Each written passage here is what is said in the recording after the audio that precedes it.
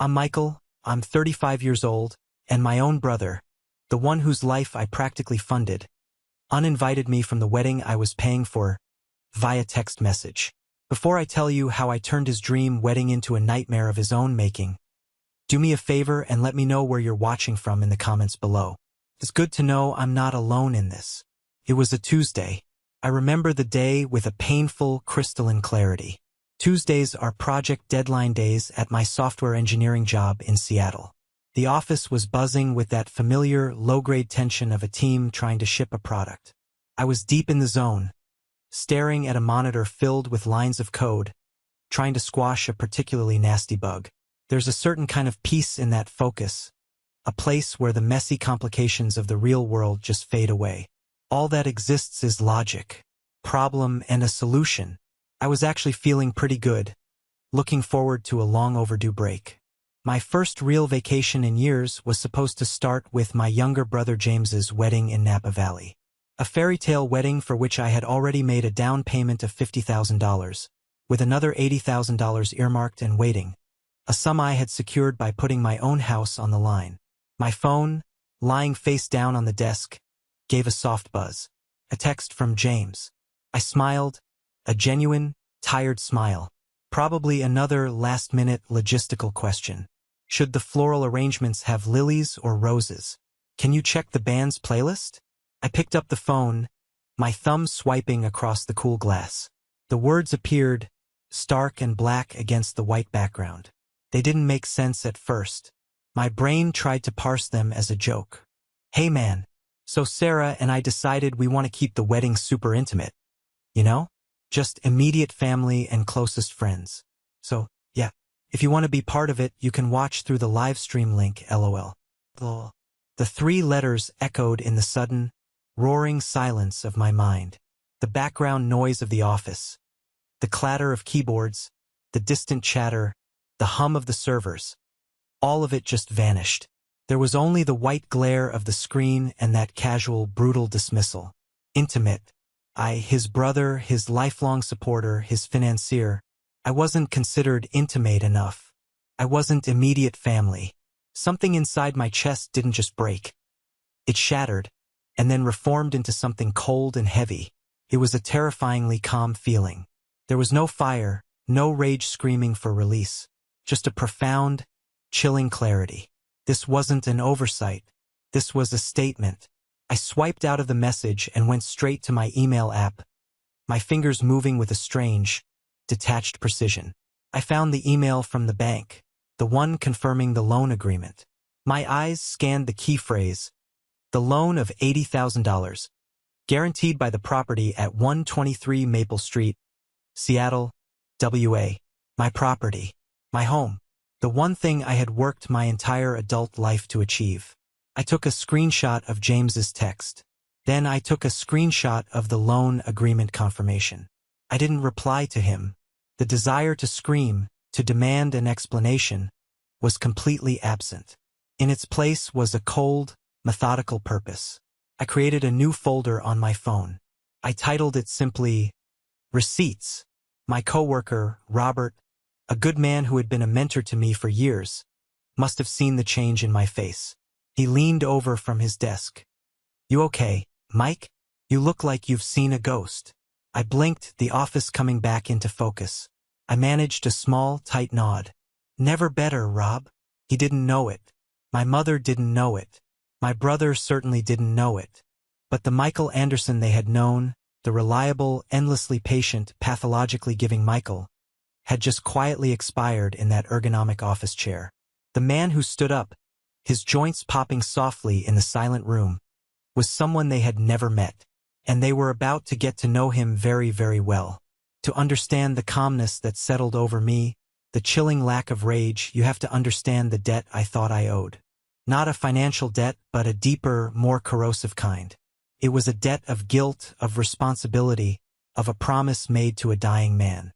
For 20 years, I had been paying it off one piece of my life at a time. It all started, as these things often do, with a messy divorce. I was 15 when my parents' marriage finally imploded.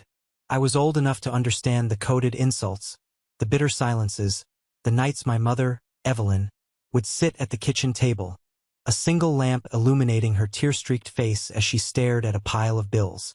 James was only 12, and my mom wrapped him in a cocoon of fierce, protective love. He was the sensitive one, the one who needed to be shielded from the ugliness. I was the strong one, the one who was expected to understand and endure. After my father moved out, and then across the state, his presence in our lives faded from a reality to a biannual phone call. Mom got custody of us both, and with that, she inherited the crushing weight of being a single parent with a receptionist's salary. I saw her exhaustion, the permanent worry etched in the lines around her eyes. So I stepped up.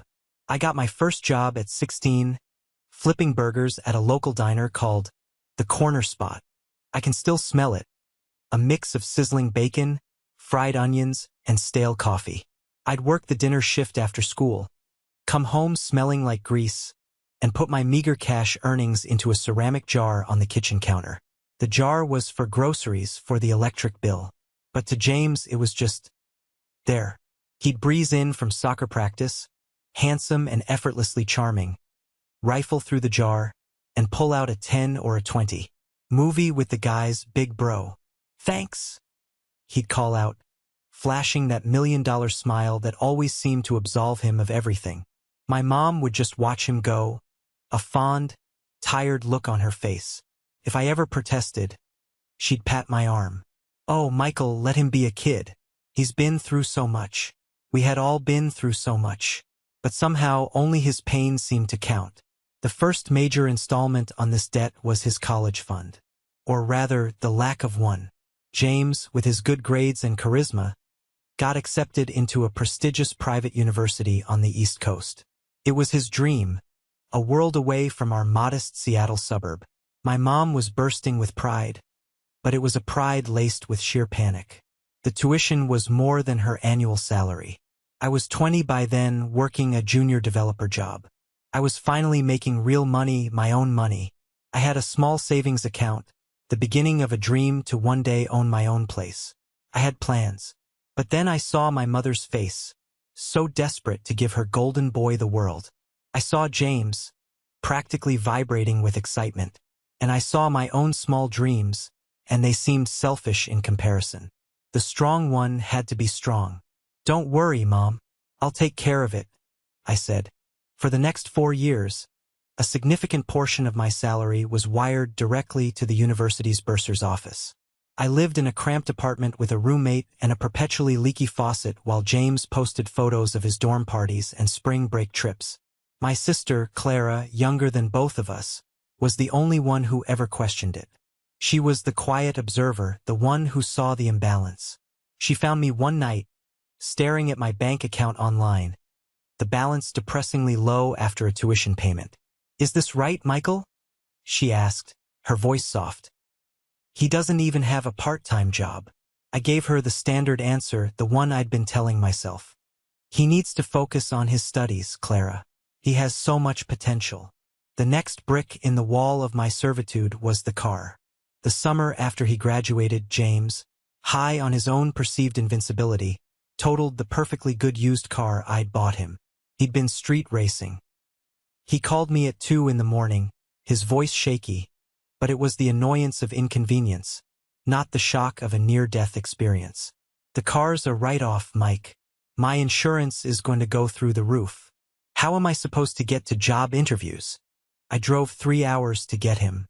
Our mother was already there, fussing over him, checking him for scratches while ignoring the metaphorical wreckage of his irresponsibility. "He made a foolish mistake," she said, her words a shield protecting him from my anger. "He's a good boy at heart, a 22-year-old good boy." I ended up co-signing the loan for a brand new sedan. My credit score, which I had painstakingly built, was now shackled to his recklessness. But the real anchor, the one that chained me to this role for over a decade, was the promise. My father's health had declined rapidly after the divorce. A few years later, he had a massive heart attack. The last time I saw him was in a sterile, beige hospital room that smelled of bleach and fear. He was a shadow of the man I remembered, lost in a sea of white sheets. He gripped my hand, his own feeling like a bundle of dry twigs. "Michael," he rasped, his eyes locking onto mine with a desperate intensity. "Your mother, she's blind when it comes to James. He has a good heart, but he's a dreamer. He doesn't have your strength, your common sense." A tear slid down his temple. "Promise me, son, you're the strong one, the rock. Promise me you'll always look after him. Don't let him fall. Your father is on his deathbed." What do? You make the promise. You carry the weight. That promise was the reason I invested $30,000 in his so-called tech startup, a venture that evaporated in 6 months, leaving behind a trail of receipts from fancy restaurants and a trip to Las Vegas. It was the reason I covered his rent for the better part of a year when he was finding himself. Every time I wanted to say no, I would hear my father's voice, a ghostly whisper in my conscience. "Don't let him fall." Clara called it what it was. "You're not his brother anymore, Michael," she told me one day, her frustration finally boiling over. "You're his personal bank. You're his safety net. He's never going to grow up as long as you're there to catch him. Can't you see that?" My colleague Robert, the closest thing I had to a father figure at work, was even more direct. We were at lunch, and I just finished telling him how I had to pay off James's maxed-out credit card. "Mike," he said, putting down his fork and looking me straight in the eye, "I'm going to say this as a friend. You need to think about your own life. You want a house, right? You want to get that promotion to senior architect? Every dollar you give him is a dollar you steal from your own future. Family is important, but there's a difference between a lifeline and an anchor. He's an anchor and he's dragging you down." I heard them, but the promise was louder. So, when James got engaged to Sarah, I was flooded with relief. She was from a wealthy, established family. This was it. This was him finally getting his life together. The wedding, naturally, had to be an affair to remember, a spectacle worthy of the Wellington name. 300 guests, a vineyard in Napa Valley, a celebrity wedding planner. The budget was obscene. The family meeting was predictable. It was James and my mom, sitting on my couch, their expressions a carefully calibrated mix of hope and anxiety. "Sarah's family is being incredibly generous," James began, studying a loose thread on my sofa. "But we're just a little short for the venue deposit and the initial planning fees." "How short?" I asked, the words feeling like ash in my mouth. 50,000, my mom said, her hand finding my arm in that familiar, placating gesture. "It's his big day, Michael. A once-in-a-lifetime moment. We just want it to be perfect for him." I looked at my savings account later that night. The number was healthy, the result of years of disciplined work. It was my house fund, my future. I thought of my father. Don't let him fall.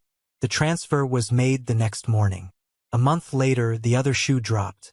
The bank won't approve the main event loan without a guarantor with significant assets, James explained over the phone, his voice rushed. "Sarah's parents have their assets tied up in trusts. It's a complicated tax thing. They can't do it. It was always a complicated something.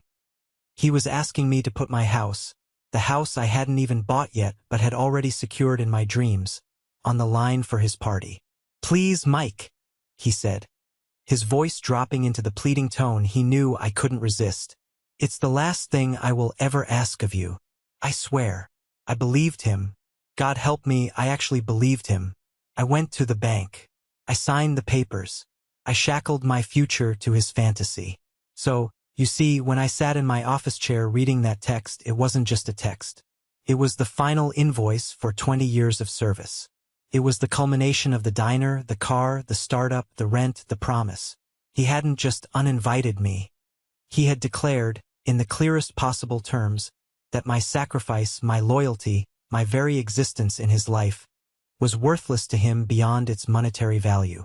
And as I sat there, the weight of it all finally settled. Not as a burden, but as a foundation of fact. I looked at the picture of my dad on my phone. I'm sorry, Dad, I whispered. I tried. I really did. But looking after him can't mean letting him destroy me. The calm wasn't just a feeling anymore. It was a decision. A war was coming, and for the first time I was ready to fight for myself. The following morning felt different. The Seattle sky was its usual shade of overcast gray. But for me, the world seemed sharper, colors more vivid. I didn't drive to work. My first stop was a high-rise building downtown with a panoramic view of Puget Sound. I had spent most of the previous night not sleeping, but researching. I combed through legal forums, articles on contract law, and reviews for the top financial lawyers in the city. I was a software engineer. My entire career was built on logic, on understanding systems, and on exploiting weaknesses in those systems. For the first time, I was applying that skill set to the flawed operating system of my own life. The law firm of Davis and Finch was on the 34th floor. Ms. Eleanor Davis was exactly what her 5-star reviews promised. Sharp, impeccably dressed, and with an air of no-nonsense competence that immediately put me at ease. She listened without interruption as I laid out the last 2 decades of my life, my voice steady and factual. I wasn't there for sympathy. I was there for strategy. I placed my phone on her vast mahogany desk and showed her the text message, the audio recording Clara had given me, the loan agreement, and the proof of my $50,000 transfer. She reviewed everything, her poker face impenetrable. After a long silence, she leaned back in her leather chair and looked at me, a flicker of something. Not pity, but professional appreciation in her eyes. "Mr. Anderson," she said, her voice crisp, "your brother is a fool, a brazen one, but more importantly, he has made a critical error.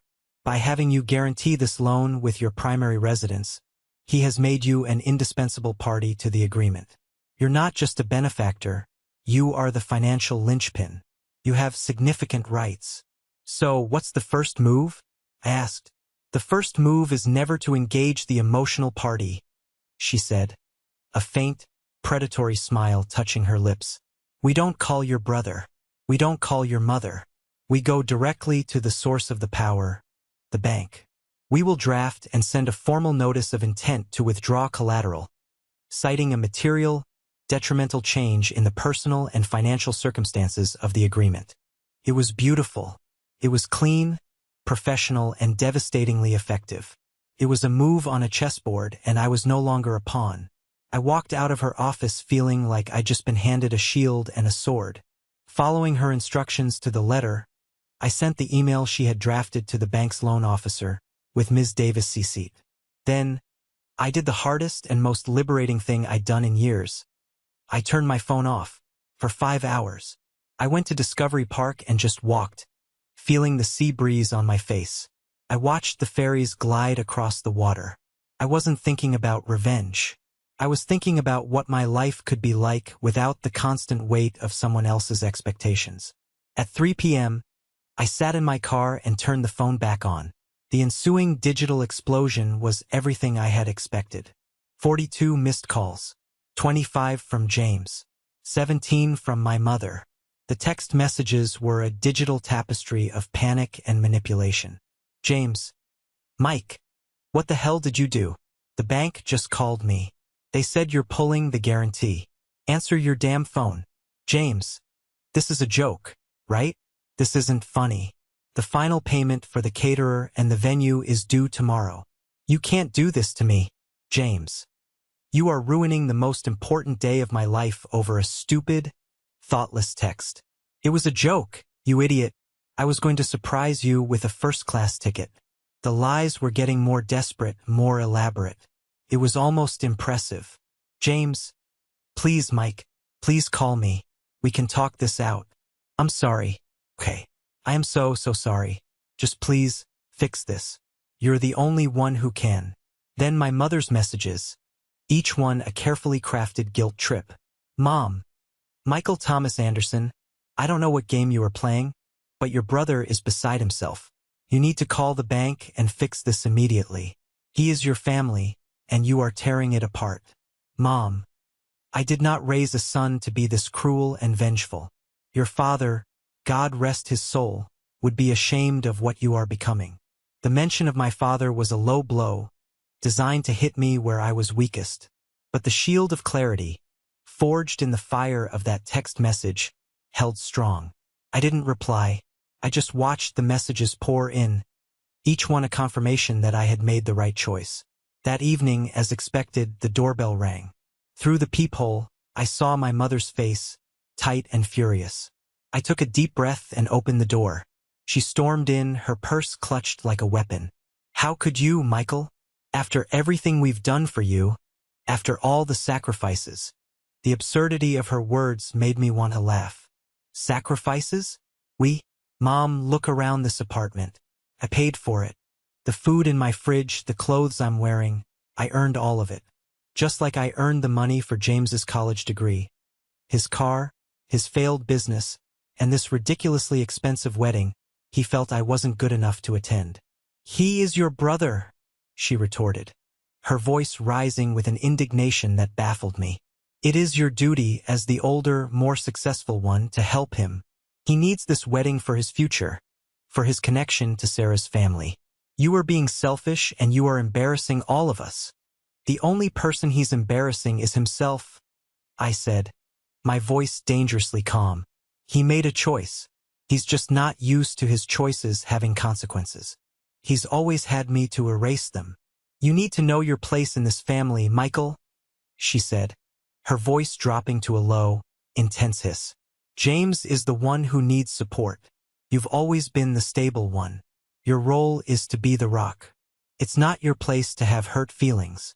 Not my place to have hurt feelings." That was it. That was the core of it all. I wasn't a person to her. I was a utility, a resource, a function. "No, Mom," I said, and the coldness in my own voice surprised me. "My role is to be a son, not a servant. My place is in a life I build for myself. I am done being the rock for everyone else to stand on. This conversation is over." I walked to the door and held it open. "I think you should leave now." The shock on her face was absolute. In 35 years, I had never defied her, never stood up to her manipulations. She stared at me as if I were a stranger, then turned on her heel and left, slamming the door so hard a picture frame on the wall rattled. The silence she left behind was heavy. For a moment, the shield wavered. The voice of doubt whispered, "Are you the monster they think you are?" Then, another knock, softer this time. It was Clara, my quiet, loyal sister. The moment I opened the door, she stepped in and wrapped me in a fierce hug. She didn't say anything for a long time. She just held on. "I'm so proud of you, Michael," she finally whispered into my shoulder, and I felt the last of my doubt wash away, replaced by a wave of gratitude. We sat on the couch and I showed her everything. The text, the lawyer's email, the flood of messages from James and our mother. She just listened, her expression a mixture of sadness and grim validation. "I knew this day would come," she said. "I just prayed you'd find the strength before they took everything from you." She bit her lip, then pulled out her phone. "There's something you need to hear.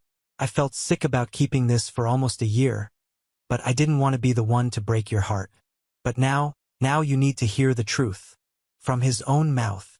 She explained about the accidental recording, the pocket dial. She pressed play. The audio was sickeningly clear. It was James, his voice full of jovial arrogance, talking to one of his friends. "No, man, Michael's covering most of it," he was saying, followed by a chuckle. "You know him. He's basically a walking wallet. As long as you play the 'I look up to you' big bro card and make him feel like the responsible one, he'll sign anything. It's actually kind of pathetic, but hey, it works for me. A walking wallet. Pathetic." The air rushed out of my lungs in a silent gasp. It's one thing to suspect a terrible truth. It's another thing entirely to have it confirmed, spoken in your own brother's voice, dripping with such casual, cheerful contempt. Clara's hand found mine in the dim light of the living room. "I'm so sorry, Michael." I shook my head, a strange, profound peace settling over me. The recording wasn't a heartbreak. It was a liberation. It was the final, undeniable piece of evidence that I wasn't the monster. I was the one who had been preyed upon. "Don't be sorry," I said, my voice as solid as bedrock.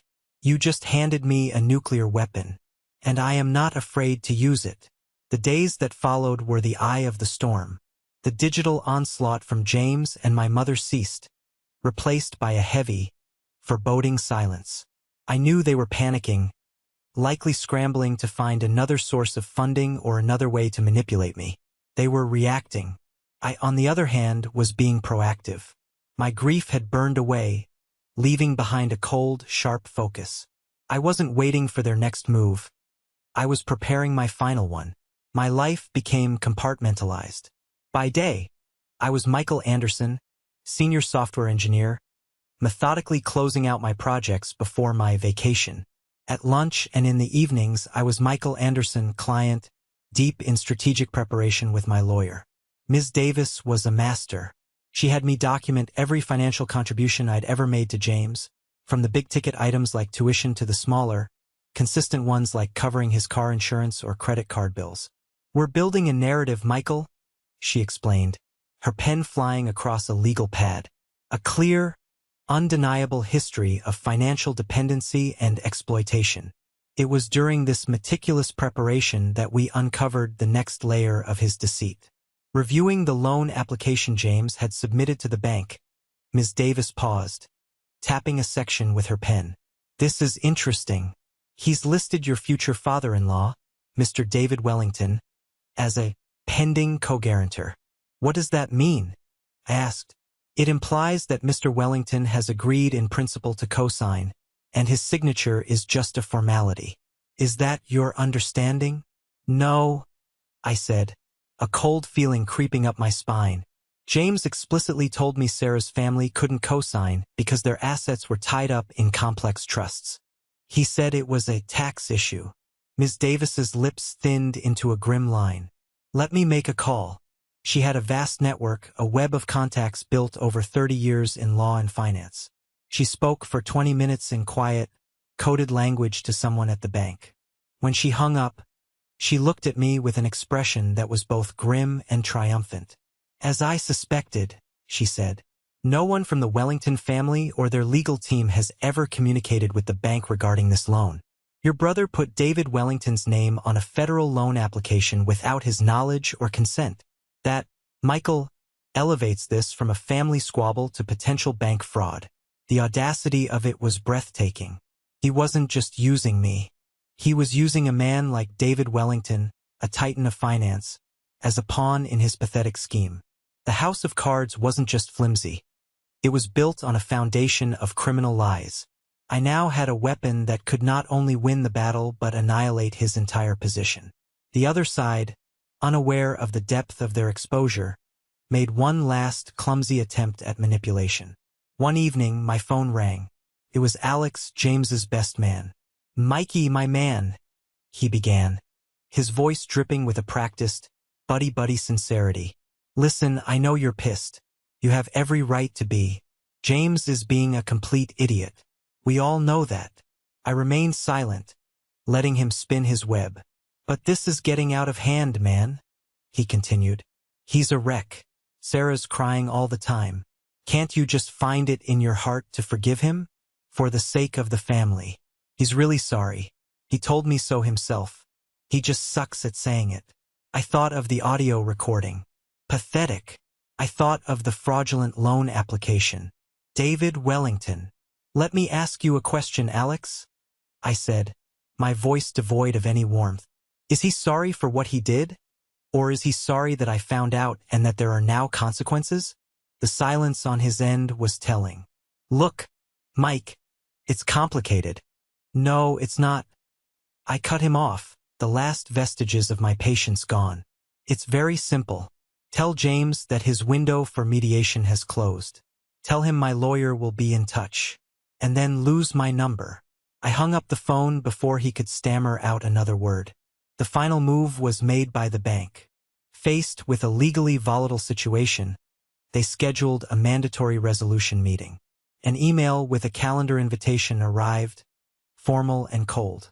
The required attendees, myself and Ms. Davis, James and Sarah, the bank's regional loan manager, a Mr. Harris, and, crucially, Mr. David Wellington. Ms. Davis called me the moment she received it. "This is the endgame, Michael. This is where it all happens. We walk in there, present the facts, and you make your final declaration. You don't have to say a word to them directly if you don't want to." I can handle all of it. It was a tempting offer. A month ago I would have gratefully accepted, hiding behind her strength. But that Michael was gone.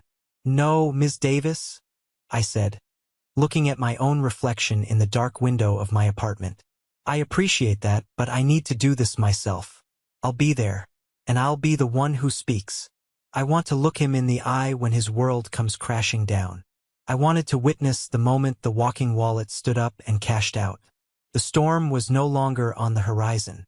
It was scheduled for 10 a.m., Thursday, in a conference room on the 40th floor, and I was walking in as the calm, controlled eye of it all. The conference room on the 40th floor of the bank's corporate headquarters was designed to intimidate. A long, dark mahogany table reflected the grim, gray Seattle sky. The chairs were black leather and unforgiving. The air was chilled to a precise temperature that felt just a little too cold, designed to keep everyone alert and uncomfortable. It smelled of money and antiseptic anxiety. Ms. Davis and I arrived 10 minutes early. She gave my arm a firm, reassuring squeeze. Deep breaths, Michael. We have the facts. The facts are our armor. Stick to the plan. I nodded, my heart pounding a steady, heavy rhythm against my ribs, but my hands, resting on the cool surface of the table, were perfectly still. The nervous, fidgety man I used to be had been replaced by someone I barely recognized. Someone with a core of ice-cold resolve. Then they walked in. The air in the room instantly shifted, becoming thick with tension. James entered first, looking like a man walking to his own execution. His usually impeccable hair was slightly askew. His face was gaunt and pale, and he refused to meet my eyes. He was followed by Sarah, a vision in a designer dress that seemed more like armor than clothing. Her face was a carefully constructed mask of haughty indignation, but her eyes darted around the room, betraying a deep-seated panic. And then David Wellington entered. He was the center of gravity in the room. In his late 60s, with a mane of silver hair and a suit that was a quiet testament to Savile Row, he exuded an aura of absolute control. He didn't look angry. He looked bored, profoundly irritated that his valuable time was being wasted on such a sordid little matter. His cool, assessing gaze swept across the room, lingered on James with a flicker of contempt, and then passed over me as if I were part of the furniture. In his world, I was utterly insignificant. Annette, the bank manager, a nervous, sweating man named Mr. Harris, scurried in last and took his seat at the head of the table. He shuffled his papers, cleared his throat, and began. "Thank you all for attending," he started, his voice a little too high. "We are here to resolve the situation regarding the event loan for the wedding of Mr. James Anderson and Miss Sarah Wellington. To be perfectly clear on the bank's position, the loan of $80,000, which was guaranteed by Mr. Michael Anderson using his primary residence as collateral, is currently frozen pending resolution." He looked directly at me. "Mr. Michael Anderson has, through his legal counsel, issued a formal notice of intent to withdraw his collateral. I must be clear, without that guarantee, the bank will not and cannot release the funds. Furthermore, the loan would be called in, due in full, effective immediately." The silence in the room was so thick you could have cut it with a knife. 5 sets of eyes were now on me. James finally looked at me, his eyes wide with a desperate, pleading terror. Sarah glared, her hatred a palpable force. David Wellington simply watched me, his expression unchanged, like a biologist observing a specimen under a microscope. It was David who broke the silence, his voice a low, powerful rumble that commanded attention. He wasn't addressing me. He was addressing his prospective son-in-law. "James, I was informed by my daughter that this was a minor clerical error that would be resolved in 5 minutes. Explain yourself." James swallowed, a visible bob in his throat. "It is, sir. It is. Michael is. He's my brother. We had a small family disagreement. He's just being emotional. He'll fix it." He turned his desperate gaze back to me. "Right, Mike? Just tell them it's all a misunderstanding. Tell them you'll sign. We can talk about everything else later." This was the moment. the pivot point of my entire adult life. I could fold. I could do what I had always done. Swallow my pain, absorb the disrespect, and keep the peace. I could be the rock, or I could be the earthquake. Ms. Davis gave me a subtle, almost imperceptible nod. Showtime. I didn't look at James. I addressed my words to Mr. Harris and Mr. Wellington, the two men in the room who understood the language of power and consequences. Before I make my decision, I began, my voice calm and steady, astonishing even myself. I believe it's imperative that all parties in this room are operating with a complete and transparent set of facts. I believe Mr. Wellington, in particular, deserves to understand the full nature of the transaction he has been unwillingly drawn into. I placed my phone, screen up, on the polished surface of the table. The small, dark rectangle seemed to hold all the power in the room. James, I said, finally turning to him. A few days ago, you sent me a text message informing me I was no longer invited to your wedding, suggesting instead that I could watch a live stream. Is that an accurate summary? James's face, already pale, turned a sickly, ashen gray. Mike, this is not the time or place. It's a simple yes or no question, James. I pressed, my voice like chilled steel. Is that what you sent me? He flinched and gave a tiny nod, a pathetic admission of guilt. Across the table, I saw David Wellington's eyebrow raise a fraction of an inch. Thank you, I said. You see, that text made me question my role in this whole affair. I always thought I was your brother, but I've come to understand that my role was perhaps something else. My thumb swiped and tapped. I pressed play. The conference room, with its soundproofed walls, was suddenly filled with James's own cheerful, arrogant voice, captured perfectly by Clara's accidental recording. He's basically a walking wallet. As long as you play the I look up to you, big bro card and make him feel like the responsible one, he'll sign anything. It's actually kind of pathetic, but hey, it works for me. I pressed stop. The silence that slammed down on the room was absolute, profound, and devastating. Sarah's carefully constructed mask of indignation had completely shattered, revealing a face crumpled in horror and humiliation. She was staring at James, not with anger, but with the revulsion one feels upon discovering a roach in their food. James himself looked like he had been physically struck, his mouth slightly agape, all the air sucked out of his lungs. But I wasn't watching him. I was watching David Wellington. The mask of bored indifference was gone. In its place was a cold, calculating fury, the anger of a powerful man who has just realized he's been played for a fool by an amateur. His gaze was no longer on me. It was locked onto James like a heat-seeking missile. But I wasn't done yet. I had one more barrel to empty. And that brings us to the final fact, I said, sliding a printed copy of the loan application across the table. I pushed it towards David. Ms. Davis had already highlighted the fraudulent entry. Mr. Wellington, this document, a federal loan application, was submitted to the bank with your name listed as a pending co-guarantor. Can you please confirm for Mr. Harris and for the record that you gave my brother your consent to do this? David picked up the paper. He held it with 2 fingers, as if it were contaminated. He didn't need to speak. The dangerous tightening of his jaw, the way a muscle jumped in his temple, was answer enough. He had been lied to, and his powerful name had been used by this sniveling, pathetic boy who dared to try and marry into his family. I leaned back in my chair. Checkmate. Mr. Harris was sweating profusely now, dabbing his forehead with a handkerchief. This is deeply troubling. This could be grounds for a federal fraud investigation. That won't be necessary, David Wellington said, his voice a low, deadly growl. He folded the application with surgical precision and slid it into the inner pocket of his suit jacket. He finally looked at me, directly at me, and for the first time, I saw something other than dismissal in his eyes. It wasn't kindness. It wasn't sympathy. It was the stark, cold respect of one predator acknowledging another's skill. He then rose to his full, imposing height, his shadow falling over the table. He turned his full, wrathful attention to James. The wedding is cancelled. Daddy, no. Sarah gasped, her voice shrill with panic. "Be quiet, Sarah," he commanded, his voice cutting through her plea like a razor. He didn't even glance at her.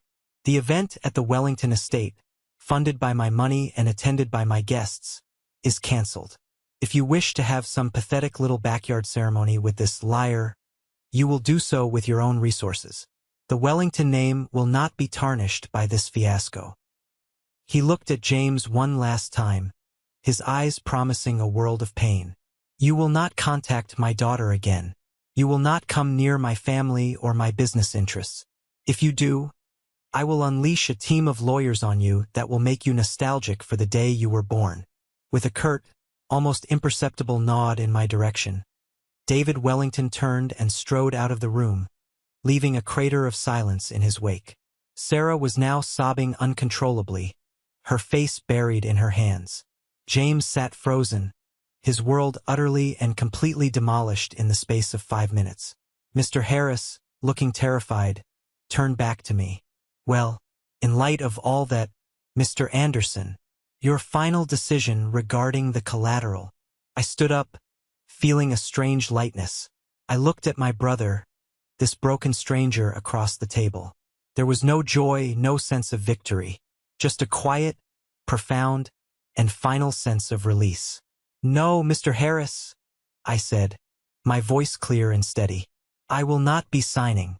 I am officially withdrawing my collateral, effective immediately." Ms. Davis gathered our things.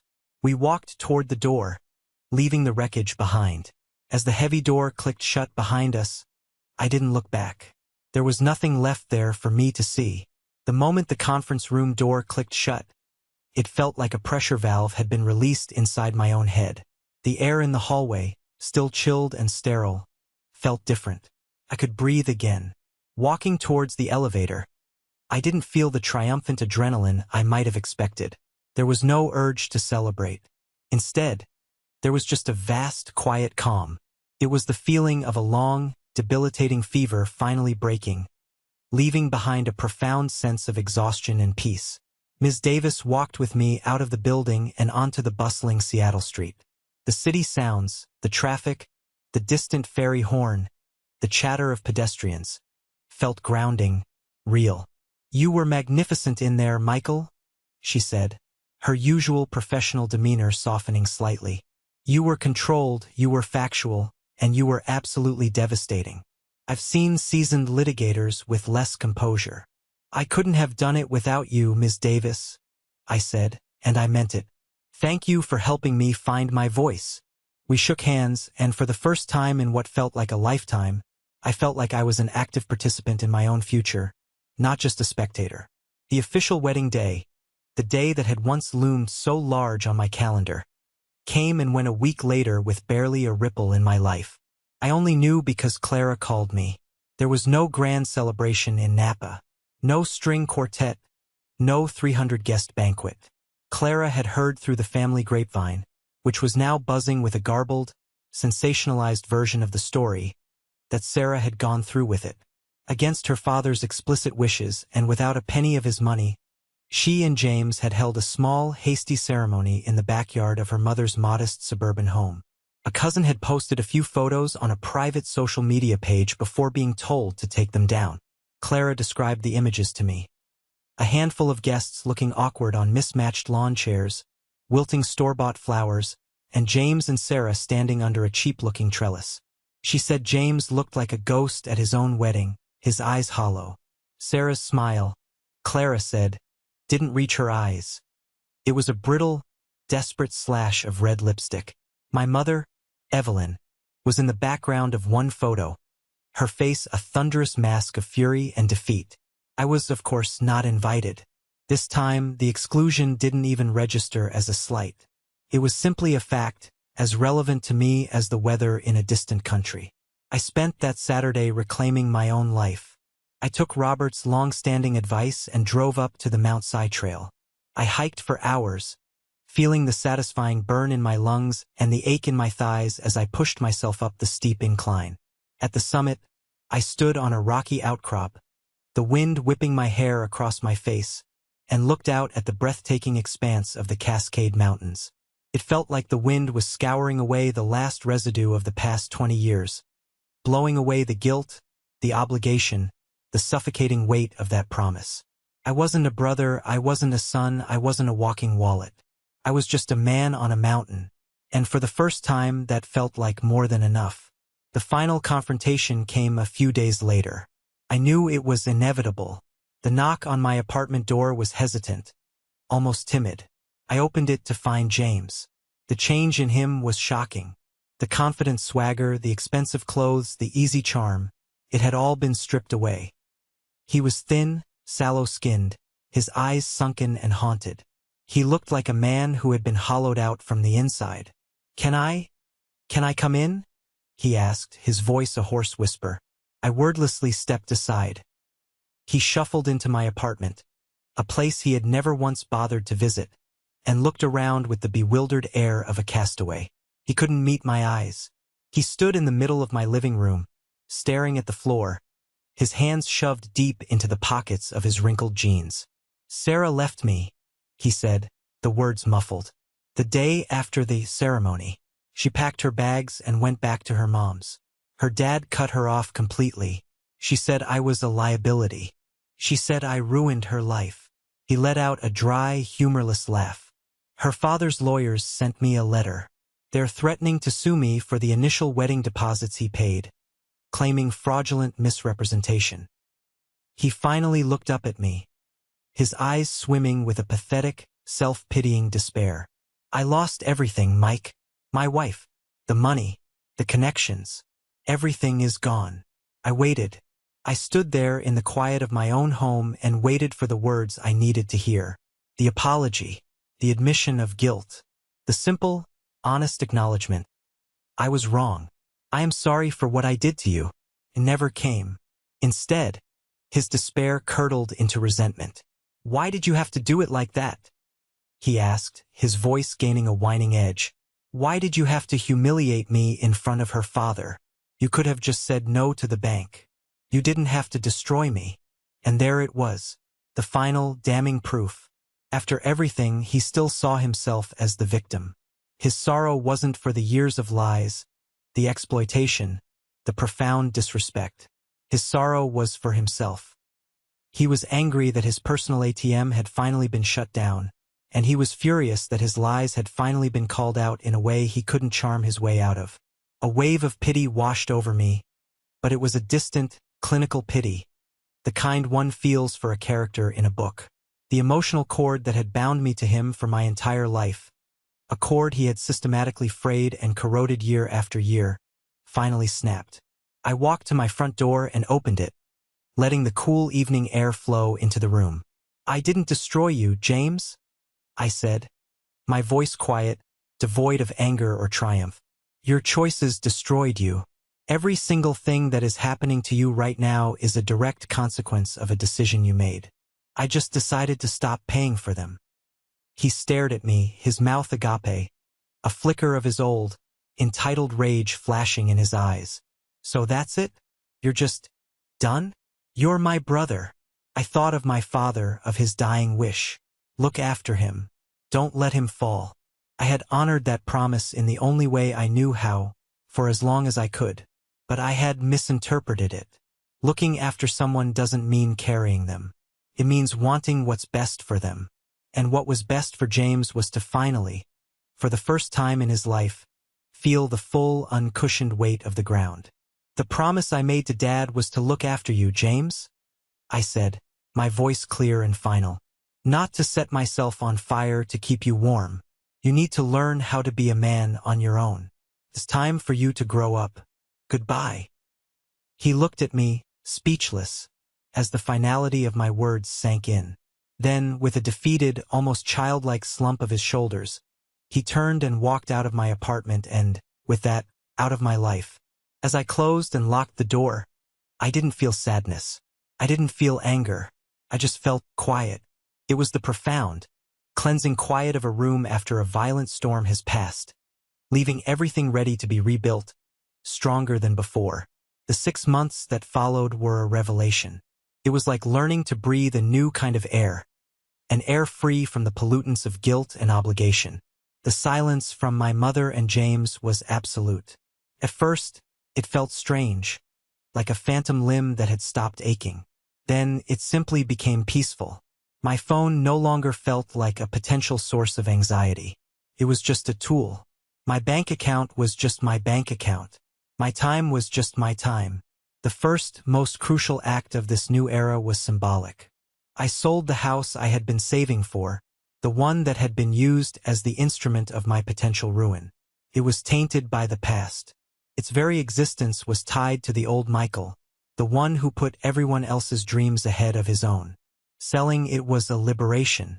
I took the proceeds from that sale, combined with the $80,000 I had reclaimed, and I did something radical, something the old Michael would have considered impossibly selfish. I invested in myself. All of it. I bought a sleek, two-bedroom condo in a new building in Seattle's Belltown neighborhood. It had floor-to-ceiling windows and a balcony that offered a stunning view of the city skyline and the glint of Elliott Bay. It wasn't a house with a yard, but it was mine, unencumbered, earned. With a portion of the remaining funds, I enrolled in a graduate-level certification program in AI and machine learning at the University of Washington. It was a field I was deeply passionate about, but the advanced courses were expensive, and in the past, that money had always been diverted to fund one of James's emergencies. Now, I spent my evenings and weekends immersed in study. My mind lit up with new ideas and complex problems. This new focus had a ripple effect. At work, free from the constant background hum of family-induced stress and financial anxiety, my performance skyrocketed. I was sharper, more creative, more engaged. I took the lead on a challenging new project, developing a predictive analytics tool for a major client.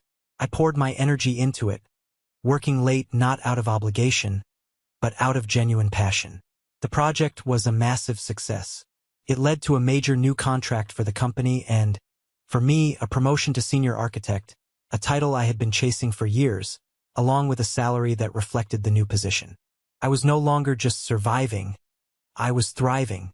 My personal life, once a barren landscape of work and family duties, began to blossom.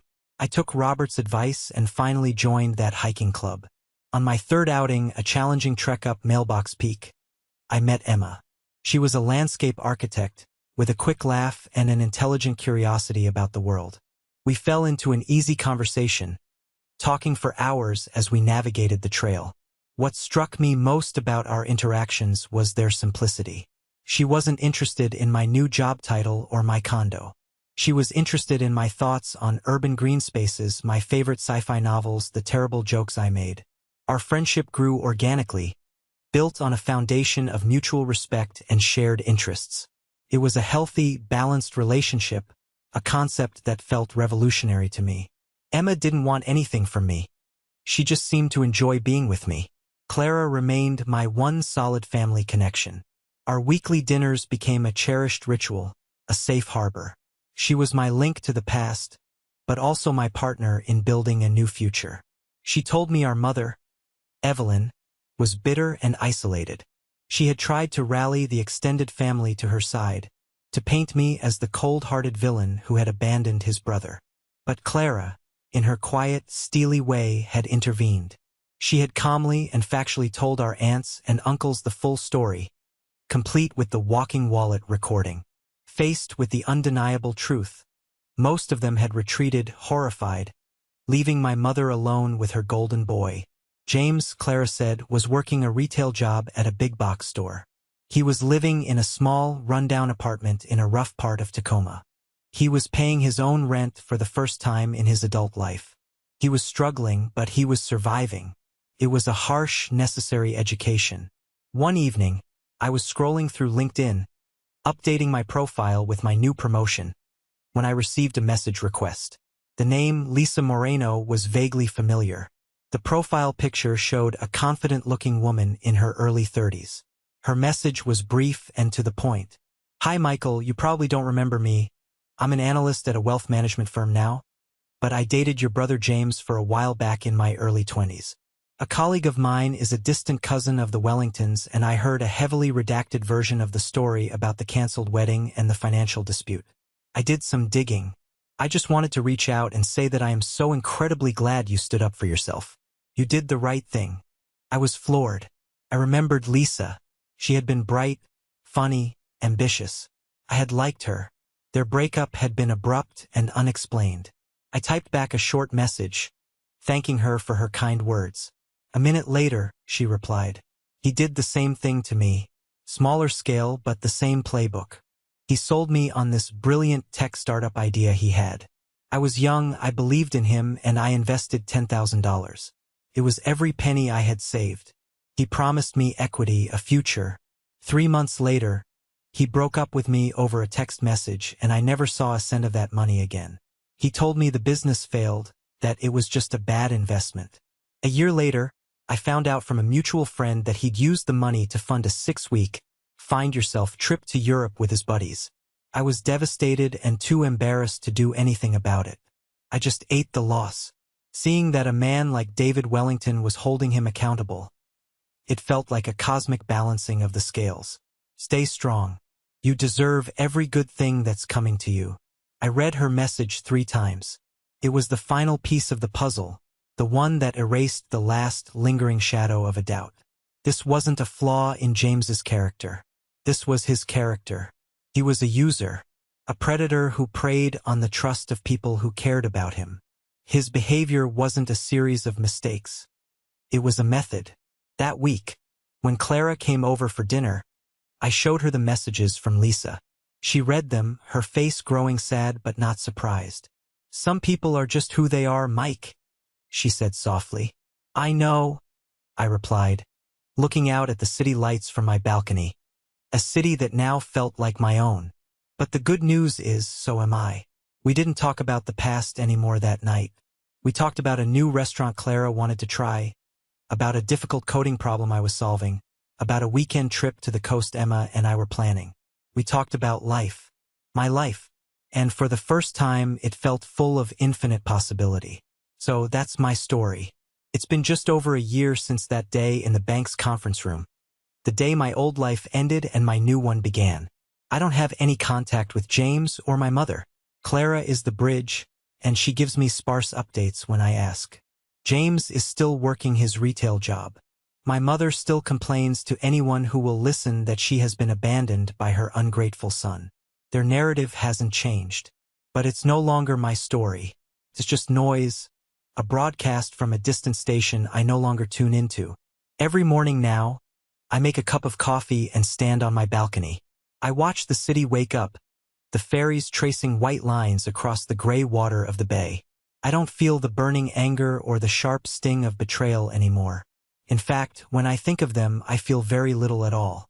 And that profound neutrality, that quiet indifference, is the surest sign of healing. It's the scar that no longer aches when it rains.